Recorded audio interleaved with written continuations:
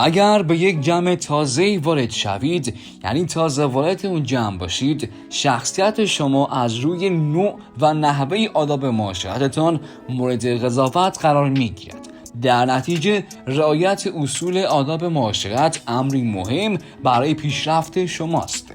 در ادامه این ویدیو به برخی از مهمترین اصول آداب معاشرت اشاره میکنیم که رعایت این اصول جایگاه اجتماعی شما را تا حد ممکن بالا خواهد برد. و در آخر ویدیو بهتون میگم چگونه یک جنتلمن واقعی از خودتون بسازید تا با جذابیت رفتاریتون همه رو مات و مبهوت کنید. پس تا آخر ویدیو همراه من باش.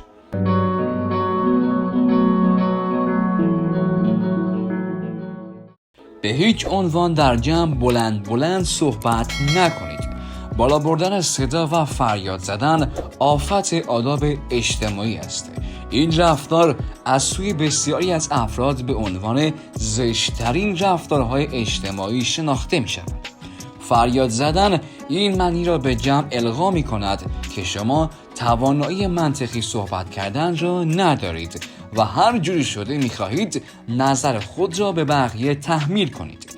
دیگران همواره به دنبال فرار از این دسته افراد هستند، چرا که در برخورد با این افراد دچار استرس و نگرانی خواهند شد. ادب را زیر پا نگذارید.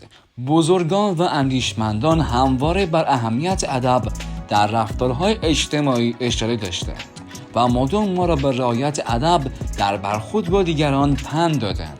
از جمله مهمترین جملات در خصوص اهمیت ادب میتوان به ادب مرد به دولت اوست، به بوستان کرامت چون نهی پای، ادب با علم گیرد در دلت جای، در جستجوی ادب بودن بالاتر از این است که در جستجوی طلا باشید و غیره اشاره کرد.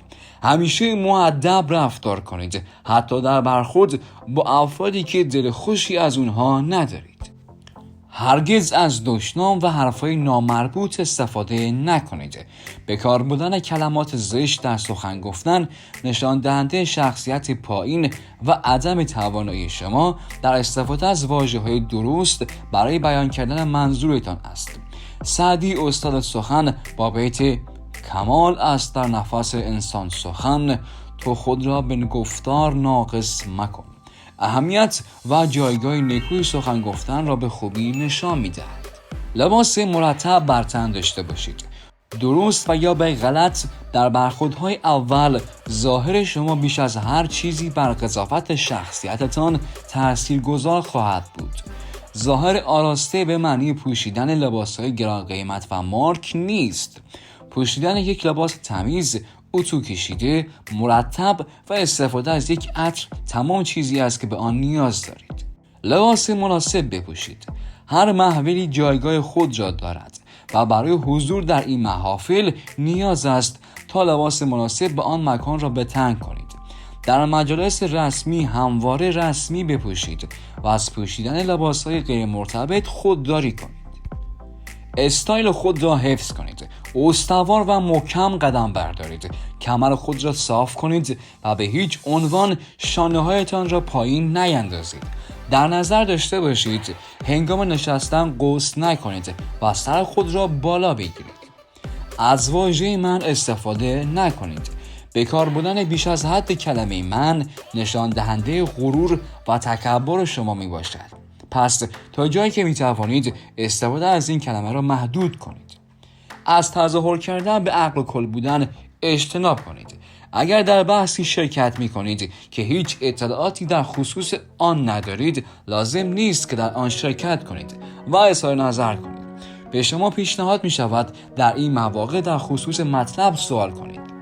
اکنون با برخی از اصول آداب و معاشرت و حدودی آشنا شدید و یاد گرفتید که در یک جمع چگونه رفتار کنید. چنانچه می‌خواهید در یک جمع مثل یک جنتلمن واقعی رفتار کنید و با جذابیت رفتاری خودتون تمام حضار را مات و مبهوت کنید، به شما پیشنهاد می‌کنم این ویدیو را که بالا لینکش رو گذاشتم حتما ببینید. اگر رویای موفقیت را در سر می‌پرورانید و می‌خواهید در آینده به تمامی آرزوهای خود برسید، باید در انتخاب دوست فاکتورهای زیادی را مد نظر قرار دهید. ممکن است برای خیلی از شماها کنار گذاشتن برخی از افراد از زندگیتان سخت و دشوار باشد. بله میدانم، درکتون میکنم، اما اگر به دنبال آینده بهتر هستید باید این سختی ها را به جان بخرید و افرادی را که نزدیک خود نگه دارید که از نظر روحیات و خلق و خو به شما نزدیک باشند. خیلی خوب دوستان عزیزم، امیدوارم این ویدیو تونسته باشه ذره‌ای به شما کمک کرده باشه تا شما به اون چه لیاقتشون رو دارید برسید. خب دوستان عزیز، ازتون میخوام همین الان ویدیو رو لایک کنید و کانال رو حتما سابسکرایب داشته باشید و اون زنگوله رو روی آل بذارید، روی همه بذارید و اگه این ویدیو رو دوست داشتید به دوستانتون هم معرفی کنید. عشقید همتون.